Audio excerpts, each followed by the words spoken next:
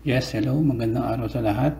Ngayong araw na to, magdi-design tayo ng retaining wall o gagawa tayo ng retaining wall gamit ang Procon.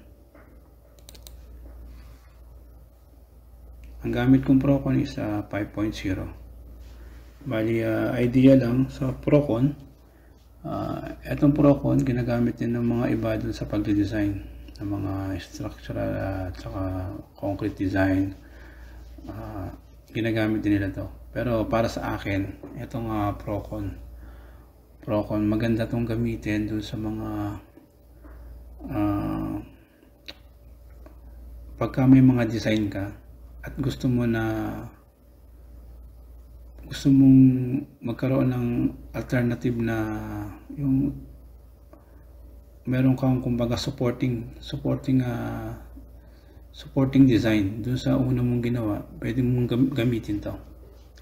Yung pwede kang gumamit dito sa steel design, concrete design, yung mga individual, yung mga gaya sa concrete, pwede kang continuous beam, yung rectangular slab, rectangular column yan dyan. Concrete footing, yan, pwede mong i-design dito individual. Kasi kapag may mga design ka na, example, may mga design ka na sa, may gumamit ka kunwari ng robot structure, may design ka ng mga maximum loads, may mga maximum moment ka na doon, may mga load ka na, P load mo, may mga maximum actual load ka na, yan, pwede mong i-apply dito yan. At dito, pwede mo i-counter check yung design na una mong dinesign kung okay siya, at saka pwede mong laruin dito yung bakal na pwede mong gamitin. Ganoon din sa mga steel, yung mga connection steel, yung mga pwede rito. Pwede ka rin gumamit dito ng design ng complete, kagaya ng sumo frame yan. Pwede kang gumamit yan. Pero ngayon, itong Procon gagamitin ko sa pagdi-design ng retaining wall. Ito. Kasi mas kumbaga mas confident ako sa paggamit nitong Procon sa retaining wall. Maraming software na ginagamit sa retaining wall, pero pwede ka rin gumamit ng mga robot structure, yung STAAD, yung mga iba pa. Pero ito, mas magaan gamitin, saka simple, madali lang. Bali, umpisa na natin. Pagka nabuksan mo na yung iyong robot Procon na, punta ka lang dito sa concrete. Sa concrete, makikita mo sa component na to, meron kang retaining wall. Ito yung ating gagamitin. Click mo yung retaining wall. Gagawa lang ako ng mga 2 o 3 sample ng retaining wall. Yung L-shape at saka yung L-shape with key. Then, pagkatapos nyan, ito na yung pinaka setup ng retaining wall. Ano mo, pwede kang gumamit na itong mga sample na to. Tapos papaguhin mo lang yung mga, kunyari gumamit ako kunyari ng proper cantilever wall. Pwede kong gamitin yan, tapos papaguhin ko yung mga values. Pero doon tayo magsimula sa 0. Bali 0 tayo. New. Okay. New. Gagawin ko is bago mo simulan yung paglalagay ng mga values niyan, siyempre kailangan mo munang i-settings yung gagawin. Pag settings, punta ka rito sa file. Sa file, pwede kang pumunta sa general reference. Yan. Yan yung mga general reference na gusto mong baguhin. Nasa yan. Kung gusto mong baguhin yung baka, concrete, steel, yan. Okay. Pwede mong baguhin yan. Sunod yung units. Kung anong gusto mong gamit na units. Empirical, metric. Pwede. Then, yung inyong language. Yan yung mga bansa na available sa Procon. Pero gagamitin natin yung English. Tapos, yung design code ng concrete. Sa design code ng concrete, ito yung mga available. Meron kang ACI, yun yung American Concrete Institute. Meron kang AS, yung Australian Standard. Meron ka naman BS, yun yung British Standard. Meron kang CP, yung Singapore Standard. Meron kang CSA, yun yung Canadian Standard Association. Meron din na Eurocode 2, HA Concrete, yung Hong Kong Concrete Standard. Meron kang IS, India Standard. Meron kang NZ, yun yung New Zealand Standard. Meron din SABS, yun yung South Africa Standard. At ang huli, yung SP, yun yung Russian Standard. Yan yung mga available na concrete code na pwede mong gamitin. Pero sa atin, sa amin, sa mga Asian, kadalasan, ito yung ginagamit, yung ACI. Yun yung American Code Institute. Ito yung gamitin ko. Kung gusto nyo mas mababang code, okay lang. Pero ito yung latest niya, yung 31.8.2019. Kaya yun muna yung ginamit ko. Then, okay. Then, pagkatapos yan, maset mo yung mga requirements mo. Then, pwede mo lang gawin, fill upan mo na itong mga wall dimension. Ang gagawin ko is L-type. Ang L-type, ito yung mga requirements, ito yung mga dimension na, 3 meter. 3 meter to, yung H1. Tapos yung etong mga dimension na yan, pwede mong tingnan din dito yan. Familiarize mo dito para ma-familiarize mo din yan. Yan yung H2 natin is 0.5. Okay, H2 0.5. Then yung D, yung dito. Yung D, yung 1 meter. Yan, 1 meter yung D. Then yung C, 0.25. Pwede kang gumawa rito ng 10 meters. Depende sa iyo kung ano yung gusto mong height. Depende rin dun sa requirement na hinihingi nung paglalagyan mo ng retaining wall. Kasi dito ma-maximize mo yung retaining wall mo base rin sa area paglalagyan mo ng retaining wall. Diba? Tapos yung kanyang AT is 0.2. Ito yung 80 sa may taas. 80, 0. Sabi mo na 0.25. 0.3. L-tape. Tapos yung AB nyo sa baba. Gawin ko na ng 0.3 na rin para L-type. Yan. AT, AB, D, then C. Okay. Then, pagkatapos niyan, okay na yung aking dimension. L-type na siya. Yung yung backfill mo dito sa harapan at saka dito sa back niya. Backfill din dito. Pwede mo. Tapos yung general parameters niya. Meron akong mga general parameters base rin dun sa design nung aking paglalagyan. Pag kinuha ko yung mga parameters na yan dun sa mga soil investigation, so sa mga requirement dun sa may design. Kaya dapat babasahin mo yung mga soil requirement, mga design na requirement nung paglalagyan mo. Maano mo naman sa mga soil report. Kasi lahat naman ng mga design meron naman mga soil report yan. Mga soil report, mga requirement soil report, mga requirement na binibigay, recommended nila. Then, saka kung anong klaseng lupa yung gagamitin mo, siyempre doon. Maano yan. Okay? Nagamit ako ng 30. Tapos yung soil behind wall ko is backfill na siguro siya. Siguro mga 27. Hindi. Bali yung soil fill mo, ito yan, yung straight. Wall friction ang 0 ko dyan. Gusto ko straight lang. Hindi naka-incline. Kasi i-design ko yan doon lang sa may end of road. Kunwari sa end of road lang. Hindi rin sa may kinat. Okay.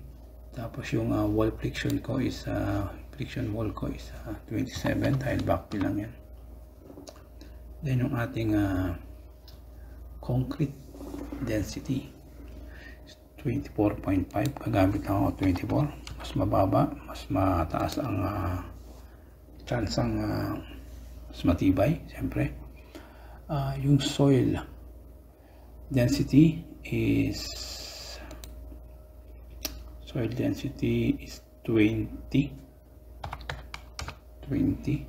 Yung ating concrete strength, gagamit ako ng 25 megapascal.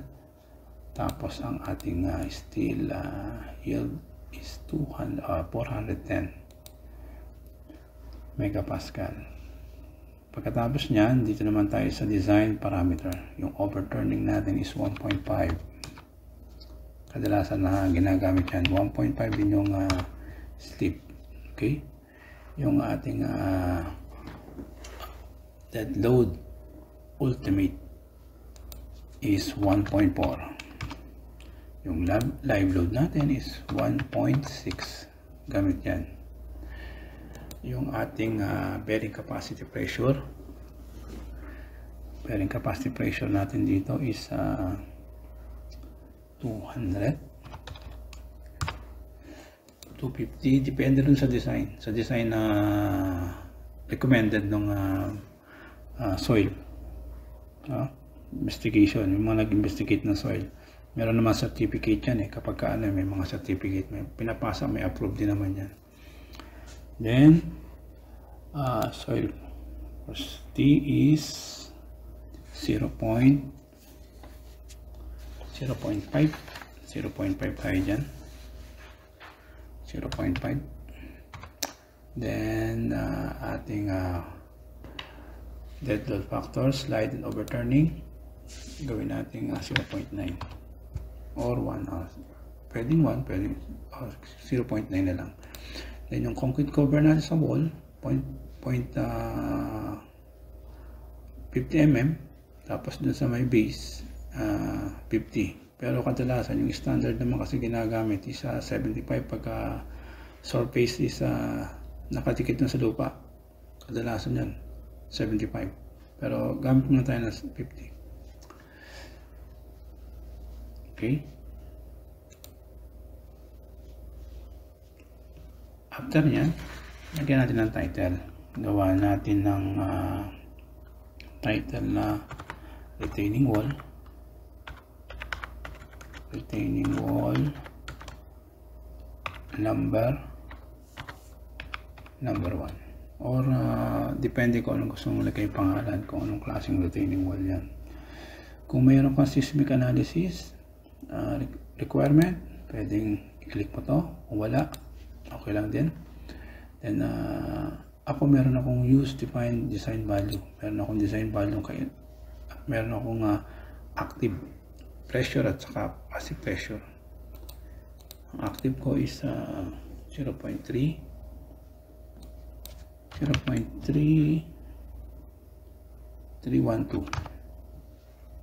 Galing din niya sa soil na. Then yung passive ko, yan na yan. Tapos yung base friction ko, constant ko is yan na rin. Ang gagamitin nating theory design is yung recommended na Colombo Then yung wall type natin is yung cantilever. After yan, makikita mo sa input error. Pagka meron pang input error dyan, may problema, hindi ka makakapag-proceed sa next na gagawin mo. Kailangan i-solve mo yung problem. Example, kunyari meron, hindi ko nalagyan to. Kunyari hindi ko nalagyan. 0 to. Yun, sasabihin niya, allowable solid pressure less than 0. Kaya, lalagyan mo siya ng value. Okay? Yun, sasabihin, pagka wala na, proceed ka na sa next step natin. Pagkatapos mong mapilapan yan lahat, at based dun sa requirement na hiningi ng design, at based dun sa mga nabasa mo na requirement ng mga soil design mo, requirement design ng concrete, ng ano, then sunod pupunta ka dun sa load. Ito yung load. Pwede ka magdagdag na maraming load, depende sa ano mo. Pero kadalasan ang ginagamit ng load lang dyan, kung ito yung malapit sa kalsada o support lang dun sa kalsada na kinat dahil malapit na dun sa boundary ng kanal, o kaya gagamitin mo lang siya para pang support dun sa kanal o sa ano. Yun, maglalagay lang ako ng isang load. Okay, kunyari meron lang akong load ng 15 yung uniform load ko is 15 kilonewton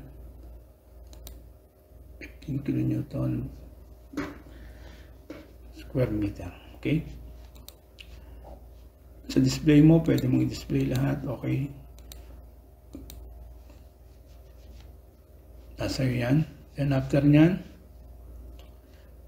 i-check na natin yung output base sa design mo. Kung marami kang load, magkakaroon ka rin ng maraming load cases. Dahil sa isa lang ang load cases ko, yan lang, yung ano lang, yung default ko lang, may isang load lang ako dyan. Yan. Then, proceed na ako sa output. Sa output, ito yung magiging output mo. Yung design output mo, ito. Yung may design code ka dyan, load cases mo. Kung mayroong ibang load cases ka, lalabas naman dyan. Pero default lang yan. Pansinin mo, ito yung mga values na kapag ka nagkaroon ng red dito, ibig sabihin may problema yan dun sa dimension mo o kaya dun sa mga thickness. Babaguhin mo yan. Sa ngayon, walang naging problema. Ibig sabihin, pasado lahat yung pasado yung ating dinesign na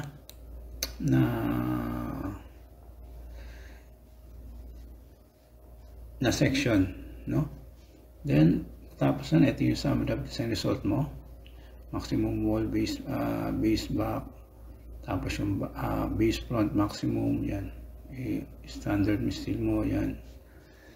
Then yung moment mo, makikita mo rin dyan, itong moment reinforcement mo. Ito yung maximum moment mo, 51.1. Then yung reinforcement maximum mo, ito, 560 millimeter steel mo, no? At 280. Yan yung iyong graph. Then after nun, moment reinforcement mo okay na, punta ka na sa calculation sheet. Sa calculation sheet, ito na yung mga pwede mong i-print.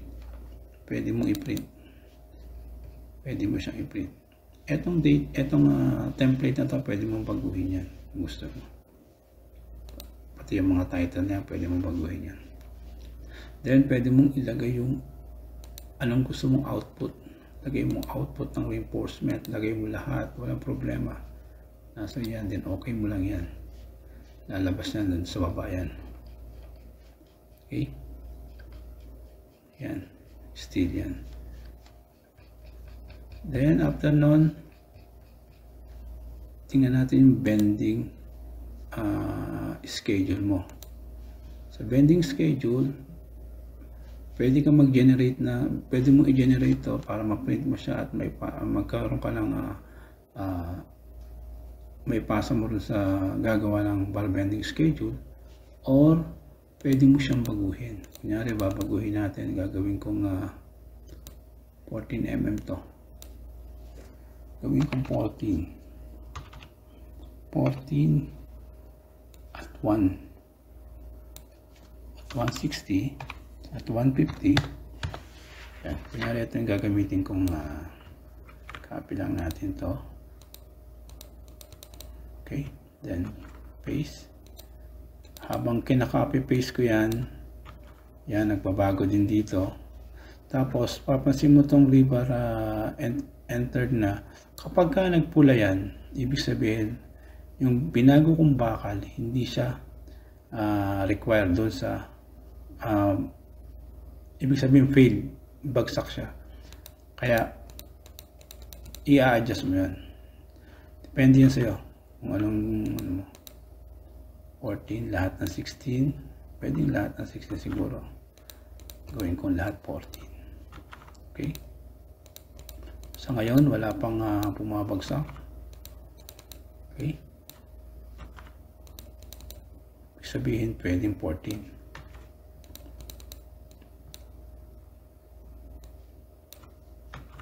14 mm. Okay.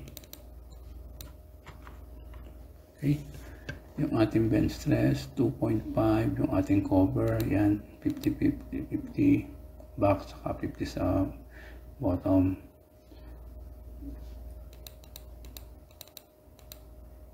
Tapos English language yan. Pagka okay na sa yan, kunyari okay na yung bakal na yan, okay na yung pwede mo lang i-generate yung bar bending schedule. Yes mo lang, click mo yung generate yun, then okay, then yan, pwede mo na siyang yan. Then okay. Then sa sheet mo, yan. Ito na yung design. Tapos i-add natin sa ating base. Ito yon, ating unang binuksan na. Ito na. Ito na yun. Then sunod, gawa naman tayo ng iba. Okay, next natin, gawa tayo new. Save natin yan. Kunyari dito natin i-save sa desktop.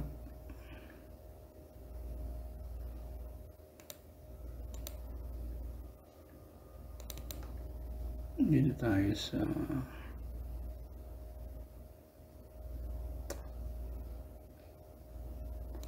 Procon code. Okay, retaining wall 1. Retaining wall 1. Save.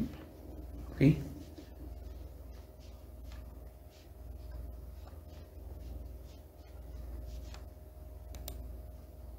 Then yung gagawa ulit tayo ng bago. Isa pang sample.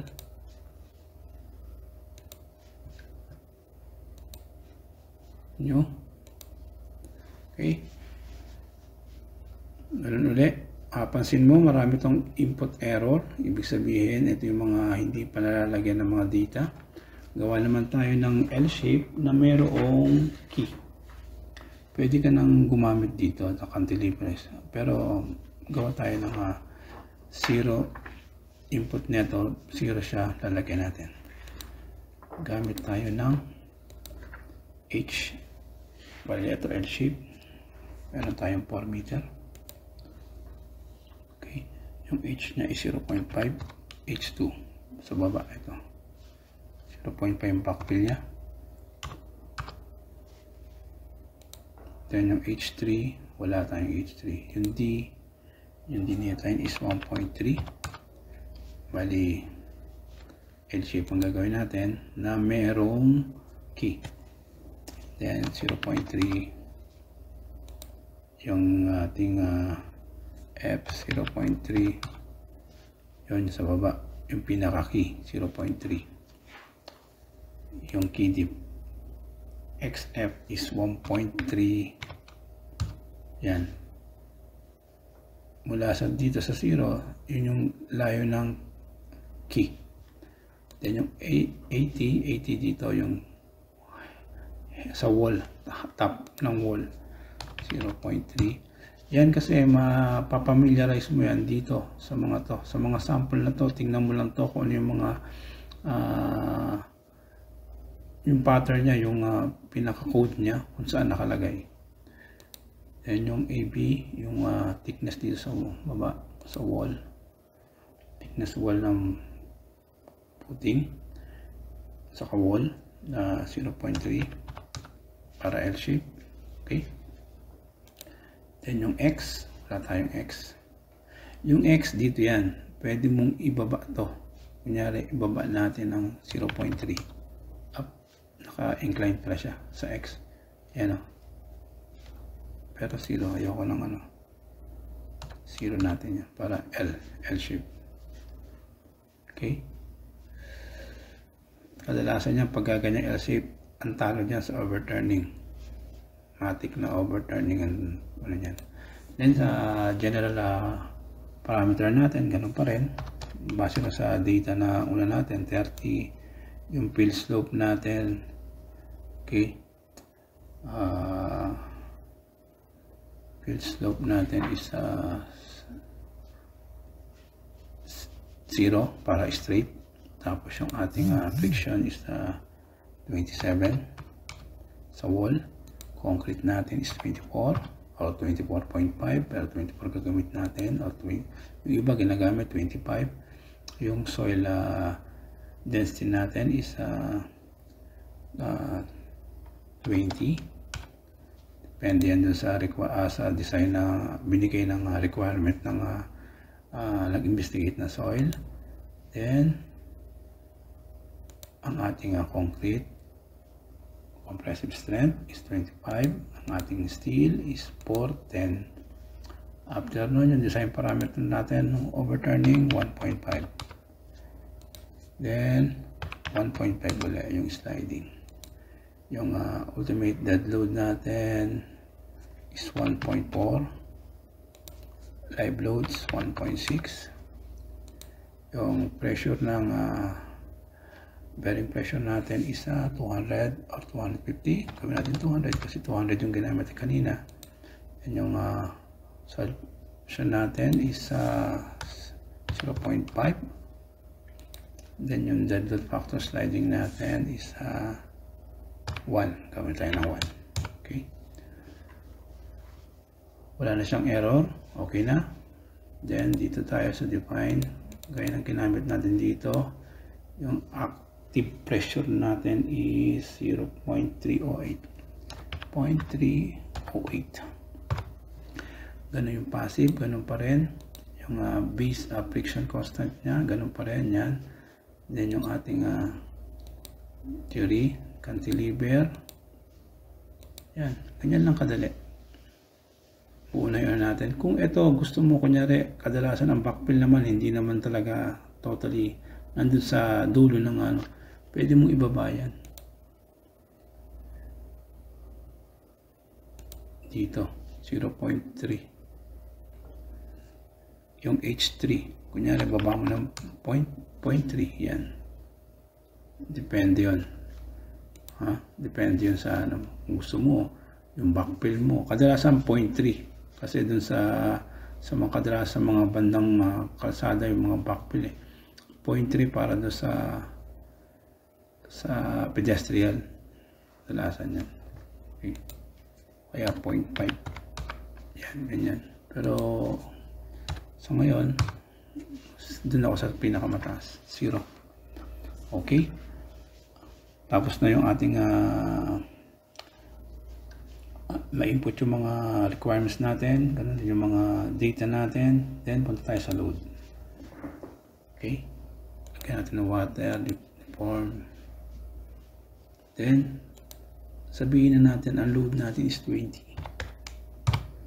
20. Tapos meron tayong actual load na sabihin mo na mga 15. Ito yung 0. Offset natin dito sa x natin ay mga kunyari end ng kalsada is merong structure doon, sabihin mo na mga 1.5 meter. Yun yung 1.5 meter naka-offset doon. Okay, meron kang load na, then yan yung load mo, default load. Pagka may load ka na, punta ka na dito sa output. Yung output mo, makikita mo yung design. Yun, bumagsak siya sa simple overturning talaga magiging problema niya pagka ganyan. Kaya kailangan pagka ganyan ang problema sa overturning, kailangan mo lagyan dito ng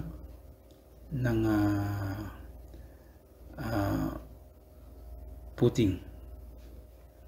Pagka may problema ganyan, o kaya hahabaan mo, kunwari hahabaan mo tong key, nasa iyo yan. Pero based sa case to case basis yan. Kumbaga, depende yan dun sa area ang paglalagay mo. Kasi kung hinabaan mo to at hindi na po pwede, hindi mo na kailangan dito ka magano. Kung dito naman at hindi rin po pwede, mag-decide ka na kapalan mo yung iyong mga thickness ng iyong mga wall at saka yung puti. Pwede mong i-incline yan. Doon ka na mag-decide. Kaya ang kagandahan dito, ma-maximize mo kung ano yung problema at kung ano yung requirement ng paglalagyan mo, kung gaano kalaki. Kasi kadalasan ganoon na magiging ano.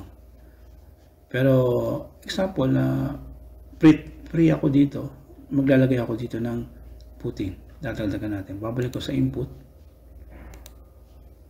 Then maglalagay ako ng putting dito. Ito is B. B yan. Lagay ako kunyari ng 0.5.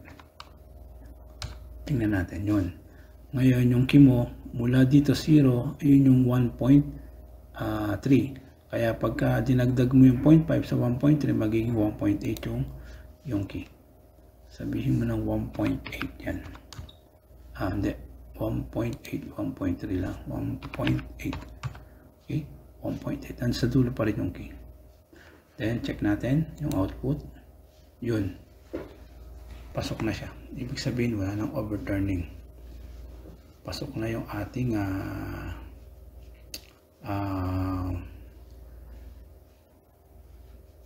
ating design. Okay? Wala na siyang red. Then, proceed ka na. Ito yung summary design mo. Ito yung mga design na result mo. Maximum back, yan. Then, after nun, may design ka na, punta ka sa moment and reinforcement. Ito naman yung iyong mga graph para sa maximum moment at saka reinforcement maximum. 899.7 millimeter squared per meter. 7 point. At 741 meter. Okay?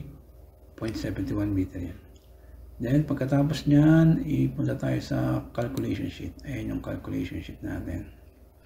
Sa una natin ginawa, ito yung una.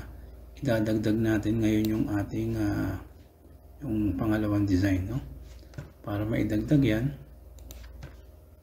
punta ka dito,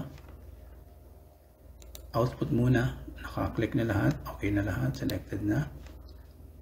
And then, ito, i-click mo na itong send to calculation pad.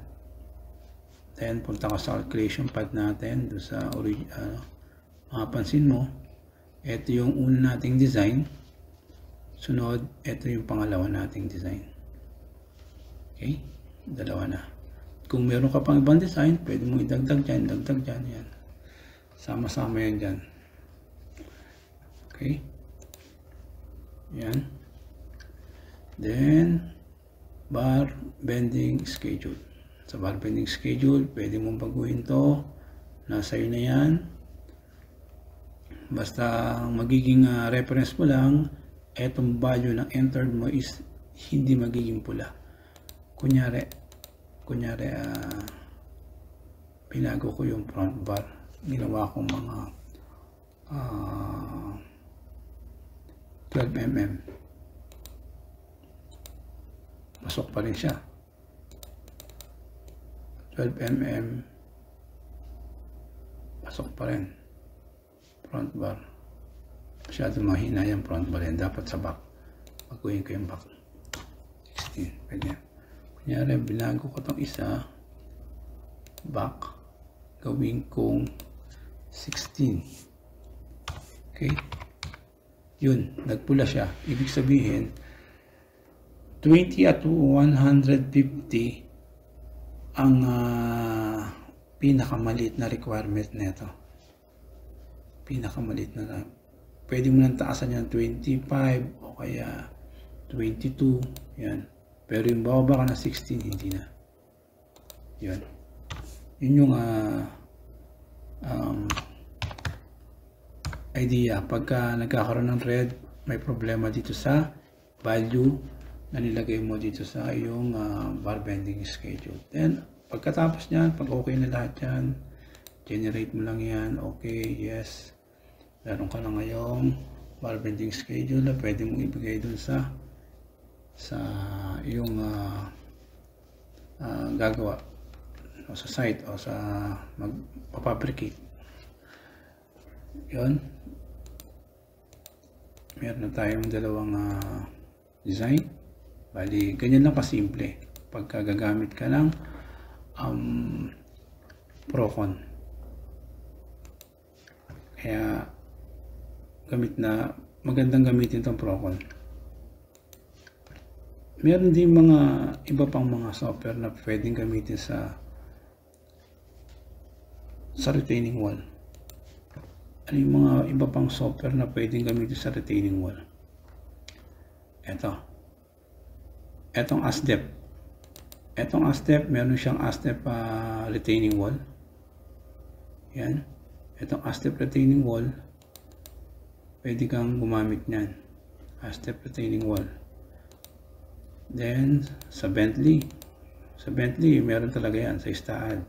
Pwede kang mag-design sa istaad ng retaining wall. Meron din sa SCI. Yan sa SAP, sa SAFE, sa ETABS, yan, meron. Kahit sa bridge siya, meron. Tapos sa SIPE, meron talaga sa SIPE. Then, sa Ericsson software, wala din sa Ericsson software. Meron tayong dito, Colbert lang ang meron sa Ericsson software na precast. Ano ba yung mga pwedeng gamitin? Ito sa Geoslope. Sa Geoslope Studio, meron din yan. Geoslope Studio Global. Tapos sa Medas. Sa Medas, meron din. Sa Prota Structure, meron din yan. Meron din retaining wall. Meron sa SP Structure Point. May wall dyan yan. Retaining wall. Saka sa Tekla Structure. Tekla Structure, hindi sa designer. Sa designer, ito yung draw lang yung parang ribbit lang yung parang ribbit. Drawing ka lang. Structure yan, may design dyan. Yan yung mga possible na po pwede mong gamitin paggamit ng pag-design ng retaining wall. Yun yung mga iba na pwede mo. Okay, then save natin. File, save, okay, then exit. Okay na, yan na yung final design na may report. Yan, napakadali lang. Ganyan lang ang paggamit ng Procon pagdating doon sa retaining wall. Ito marami naman pwede mapalitan ng mga datasheet na pwede. Ayan, pwede. Double click mo lang yung mapapalitan mo na yan. Gamitin mo default o lagyan mo ito ng panibago. Yan. Bali, yan lang ngayon. So ngayon, yan muna. Sana meron kayong natutunan kahit konti. Napakasimple lang naman itong retaining wall design natin gamit ang Procon. Okay. At sa muli, maraming salamat sa pakikinig sa akin. Sana may matulang kayo. Next time, ibang software naman ang gamitin natin. Pero pag may pagkakataon, gagamitin tayo rito, mag-design tayo ng beams, ng mga ano. Siguro, pag nakapag-design na ako sa structural o kaya sa structural na robot structural o kaya sa MEDAS, kung ano yung mga load dyan, pwede natin i-double check dito. Bali ganon. Maraming salamat. Magandang araw. Salamat sa pakikinig.